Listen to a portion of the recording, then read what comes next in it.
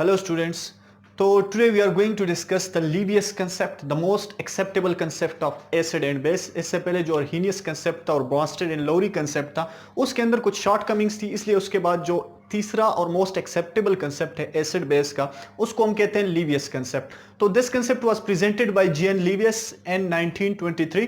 अब ये कंसेप्ट जो है इसको कहते हैं इलेक्ट्रॉनिक कंसेप्ट या इलेक्ट्रॉन पेयर कंसेप्ट। क्यों? क्योंकि यहाँ पे इलेक्ट्रॉन्स को उन्होंने डिफाइन किया था, या सॉरी यहाँ पे उन्होंने एसिड बेस को डिफाइन किया था on the basis of electron pairs. अब उसने एसिड को किस तरह डिफाइन किया कि एसिड आपके पास ऐसी स्पीशी है, मॉलिक्यूल है या आयन है जो कि इलेक्ट्रॉन पेयर एक्सेप्ट करता है, इलेक्ट्रॉन पेयर एक्सेप्टर है।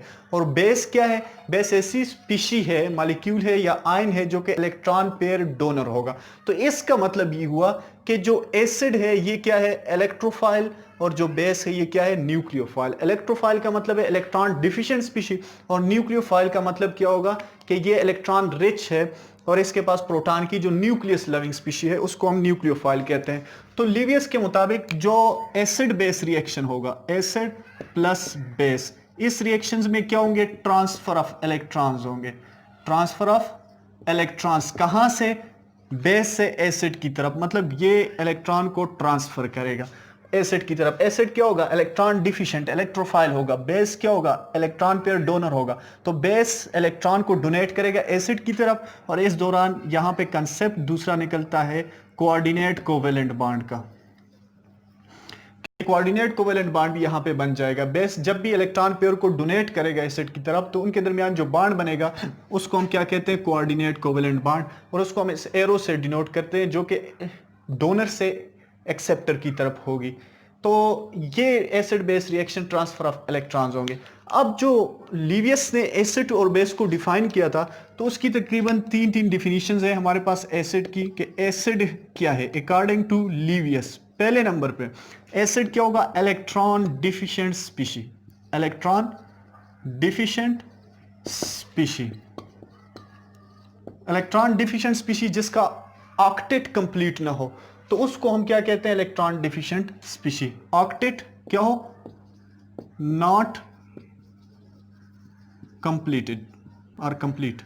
तो इसमें हमारे पास एग्जांपल्स क्या आएगी? BF3, BCl3, AlCl3, SO3 etc। ये सारे हमारे पास एसिड्स है। क्यों? क्योंकि ये इलेक्ट्रॉन डिफिशिएंट है, इसका ऑक्टेट कंप्लीट नहीं है। यहाँ पे हम देखते हैं पे फर्स्ट वन को जो हमारे पास है BF3। यहाँ पे देख ले बोरान का एटॉमिक नंबर क्या है? 5 इसका एटॉमिक नंबर है। 3 फ्लोरीन के साथ इसने बॉन्ड बनाए हुए है F।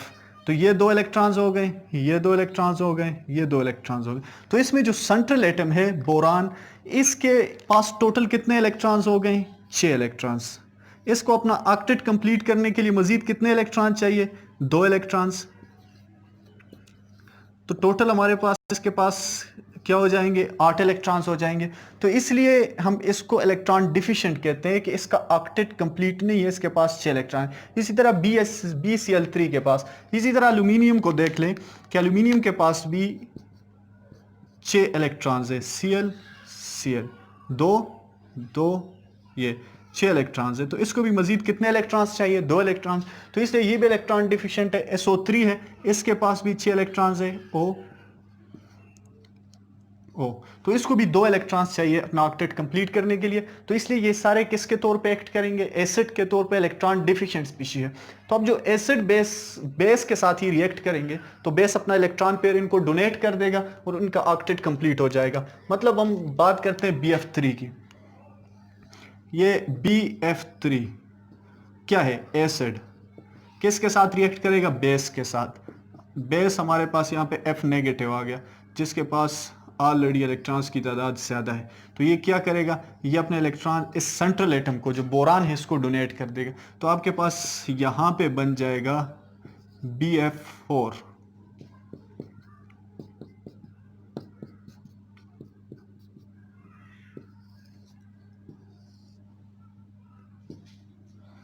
अब ये देखें, एक आपके पास ये कोऑर्डिनेट कोवेलेंट बॉन्ड है, 3 कोवेलेंट बॉन्ड है, एक क्या है? Coordinate covalent bond. क्यों? क्योंकि ये बेस ने अपने इलेक्ट्रॉन्स इस एसिड को डोनेट किए हुए हैं। ऐसा जब भी आपके पास जो कॉम्प्लेक्स बन जाता है इसको हम कहते हैं एडक्ट। क्या कहते हैं, एडक्ट। एडक्ट मतलब क्या होगा कि ये एडिशन प्रोडक्ट है और एसिड बेस की रिएक्शन की वजह से बना है, जिसमें लॉस ऑफ इलेक्ट्रॉन कोई भी नहीं हुआ, बल्कि जिसने इलेक्ट्रॉन शेयर किए हुए हैं, जिसने इलेक्ट्रॉन यहाँ पे इसको दिए हुए हैं, वो खुद भी यहाँ पे इन्वॉल्व है, तो इसलिए ऐसे प्रोडक्ट को हम एडक्ट का नाम दे देते हैं। इसी तरह जो दूसरे केमिकल रिएक्शंस होंगे, SO3 की अगर हम बात करें तो आपके पास ये कैल्शियम ऑक्साइड है प्लस ऑक्सीजन नेगेटिव फॉर्म, इसके पास इलेक्ट्रॉन्स ज्यादा है, तो ये क्या करेगा, इस SO3 को अपने इलेक्ट्रॉन्स दे देगा, तो हमारे पास यहाँ पे कॉम्प्लेक्स बन जाएगा Ca पॉजिटिव SO4 नेगेटिव। ये भी आपके पास एडक्ट बना। तो ऐसे एसिड, पहली बात यह है कि इलेक्ट्रॉन डिफिशिएंट स्पीशीज जो होगी वो किसके तौर पे काम करेगी, एज अ एसिड। इस रिएक्शन में आपके पास जो Ca ये बेस आ गया, क्यों, क्योंकि ये अपने इलेक्ट्रॉन्स क्या कर रहा है, डोनेट कर रहा है, और ये इलेक्ट्रॉन एक्सेप्ट कर रहा है। तो एक डिफिनीशन हमारे पास ये आ गई। अब जो दूसरी डिफिनीशन होगी, सेकेंड डिफिनीशन होगी एसिड की, कि जितने भी जो पॉजिटिव स्पीशी है, जो पॉजिटिवली चार्ज स्पीशी है, positively charged species can act as an acid। Positively charge species acid के तौर पे एक्ट करेगी, मतलब हमारे पास क्या है, H3O पॉजिटिव है, ये Mg+2 पॉजिटिव है, ठीक है, इसी तरह Ag पॉजिटिव है।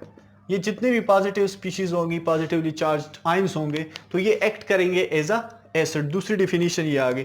इसके एग्जांपल्स हमारे पास क्या होगी कि ये Ag पॉजिटिव है, प्लस इसको हम रिएक्ट करते हैं NH3 के साथ, तो ये अपना इलेक्ट्रॉन्स पेयर इसको डोनेट कर देगा, ठीक है, हमारे पास बन जाएगा कॉम्प्लेक्स AgNH3।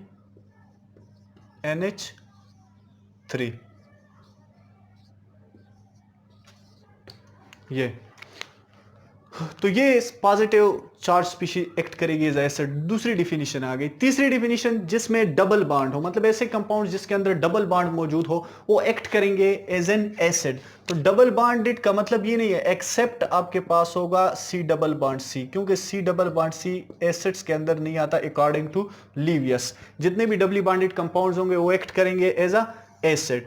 तो C डबल बॉन्ड C, यहाँ पे हम एग्जांपल ले लेते हैं C डबल बॉन्ड O, मतलब आपके कार्बन डाइऑक्साइड है, इसमें सल्फर डाइऑक्साइड आ जाता है, कार्बन डाइऑक्साइड आ जाता है, ये एसिड्स होंगे। इसको हमने रिएक्ट करना है बेस के साथ, क्योंकि ये बेस है, इसके पास ऑक्सीजन के पास इलेक्ट्रॉन्स की तादाद ज्यादा। ये अपना यहाँ पे देख ले, कार्बन की वैलेंसी यहाँ पे कंप्लीट है, ऑक्टेट इसका कंप्लीट है, लेकिन ये बहुत ज्यादा इलेक्ट्रॉन डिफिशिएंट है। इसकी वजह ये है कि इसके दोनों साइडों पे ऑक्सीजन है, तो इसलिए यहाँ पे ऑक्सीजन अपने इलेक्ट्रॉन्स फिर इसको डोनेट करेगा, ठीक है। और एक जो इलेक्ट्रॉन्स हैं यहाँ से, एक जो बॉन्ड है ये साइड पे शिफ्ट होगा, तो हमारे पास बन जाएगा O डबल बॉन्ड C। एक साइड पे ऑक्सीजन आ जाएगा और दूसरे साइड पे OH आ जाएगा। तो ये एसिड की डिफिनीशन थी अकॉर्डिंग टू लीवियस। तो लीवियस ने तीन तरह से डिफाइन किया, इलेक्ट्रॉन डिफिशिएंट स्पीशीज जिसका ऑक्टेट कंप्लीट ना हो, एसिड के तौर पे एक्ट करेगी, ठीक है, ये एसिड के तौर पे एक्ट करेगी। दूसरी पॉजिटिवली चार्ज स्पीशीज एसिड के तौर पे एक्ट करेगी। सी, ऐसे कंपाउंड जिसके अंदर डबल बॉन्ड मौजूद हो except C double bond C, वो एक्ट करेगी एज एन एसिड। तो ये एसिड की डिफिनीशन थी। अब नेक्स्ट हमारे पास है बेस। तो बेस को किस तरह डिफाइन किया था उसने? पहली बात बेस के लिए कि इसका अपोजिट ले ले, एसिड के लिए जो इलेक्ट्रॉन डिफिशिएंट स्पीशी का वर्ड यूज हुआ है, वहां पे आपके पास क्या होगी, electron rich species act as an acid. Base को किस तरह डिफाइन किया था? बेस, पहली डिफिनीशन बेस की कौन सी आ गई है? ऐसी स्पीशी, एटम्स, आयंस या मॉलिक्यूल जिसके पास क्या हो, अनशेयर्ड इलेक्ट्रॉन्स पेयर। ऐसी स्पीशी जिसके पास अनशेयर्ड इलेक्ट्रॉन्स पेयर हो, वो एक्ट करेगी एज एन बेस। कौन कौन से कंपाउंड्स आ गए आपके पास? NH3, ठीक है। दूसरे आपके पास आ जाता है H2O, तीसरा आपके पास आ जाता है HF, ATC। अब देख ले इस सब कंपाउंड्स में इलेक्ट्रॉन शेयर्ड अनशेयर्ड पेयर मौजूद है। किस तरह? नाइट्रोजन के पास एक है, नाइट्रोजन के पास किस तरह एक है, इसका एटॉमिक नंबर क्या है? 7। तो इसकी इलेक्ट्रॉनिक कन्फिगुरेशन कर ले 1s2, 2s2, 2px, 2py, 2pz, 1 2 3। अब देख ले 2 4 और 3 7, तो इसके वैलेंस शेल में इसके वैलेंस शेल में एक ही यहाँ पे इलेक्ट्रॉन्स पेयर आ जाता है जो कि अनशेयर्ड है, तो इसको हम लोन पेयर कहते हैं। बाकी 3 तो ये बॉन्ड बना रहा है, लेकिन एक अनशेयर्ड इलेक्ट्रॉन्स पेयर मौजूद है, इसलिए ये एक्ट करेगा एज अ बेस। अब अगर H2O की बात कर लें तो ऑक्सीजन के पास यहाँ पे क्या है, 2 इलेक्ट्रॉन्स पेयर है, H अनशेयर्ड पेयर है यहाँ पे। ये क्यों? ऑक्सीजन का एटॉमिक नंबर 8 है, तो इसकी इलेक्ट्रॉनिक कन्फिगुरेशन कर ले 1s2 2s2 2px 2py 2pz 1 2 3 4। कितने इलेक्ट्रॉन्स पेयर हो गए? 2, मतलब इसके वैलेंस शेल में 2 इलेक्ट्रॉन्स पेयर मौजूद है, तो इसलिए ये इसके लोन्स पेयर होंगे। और तीसरे नंबर पे HF है, तो HF के पास 3 इलेक्ट्रॉन्स पेयर है।